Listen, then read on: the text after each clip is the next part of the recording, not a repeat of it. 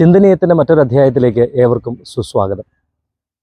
അനുദിനം എത്ര മരണവാർത്തകളാണ് പത്രമാധ്യമങ്ങളിലൂടെയും സോഷ്യൽ മീഡിയയിലൂടെയും ഒക്കെ നമ്മുടെ മുൻപിലൂടെ കടന്നു പോകുന്നത്. ഒരു പരസ്യം കാണുന്നതിനേക്കാൾ ലാഘവത്തോടെ മരണവാർത്തകളെ വായിച്ചു തള്ളാൻ നമുക്കിപ്പോൾ കഴിയുന്നുണ്ട്. എന്നാൽ ഈ മരണം നമുക്ക് ഏറ്റവും പ്രിയപ്പെട്ടവരിലേക്ക് എത്തുമ്പോഴാണ് മരണത്തിൻ്റെ ഒരു ഭീകരതയും തണുപ്പുമൊക്കെ നമുക്ക് അനുഭവിക്കാൻ കഴിയുക.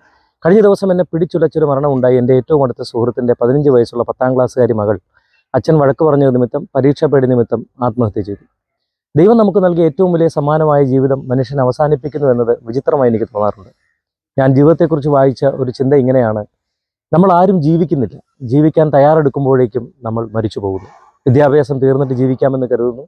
പിന്നീട് വിവാഹം കഴിച്ചിട്ട് കുഞ്ഞുങ്ങളുണ്ടായിട്ട് അവരെ വളർത്തി പ്രാപ്തിയാക്കി അവർക്ക് വിവാഹം കഴിച്ചു കൊടുത്ത് അവർക്കൊരു കുഞ്ഞുങ്ങളുണ്ടായി വിശ്രമ ജീവിതം നയിക്കാം എന്നൊക്കെ ആഗ്രഹിച്ചിരിക്കുമ്പോഴേക്കും ജീവിക്കാൻ തയ്യാറായി വരുമ്പോൾ നമ്മൾ മരിച്ചു പോകുന്നു എന്നതാണ് ഞാൻ വായിച്ച ആ ചിന്ത.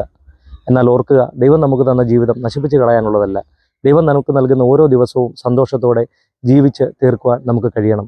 അങ്ങനെ ദൈവം നമുക്ക് നൽകുന്ന ജീവിതം കൊണ്ട് ഒരർത്ഥമുണ്ടായി ദൈവം നമുക്ക് നൽകുന്ന ജീവിതം മറ്റുള്ളവർക്ക് പ്രയോജനകരമായി ദൈവത്തിലേക്ക് എത്തിച്ചേരും വരെയും സന്തോഷത്തോടെ ജീവിക്കാൻ കഴിയട്ടെ എന്ന് പ്രാർത്ഥിക്കുന്നു.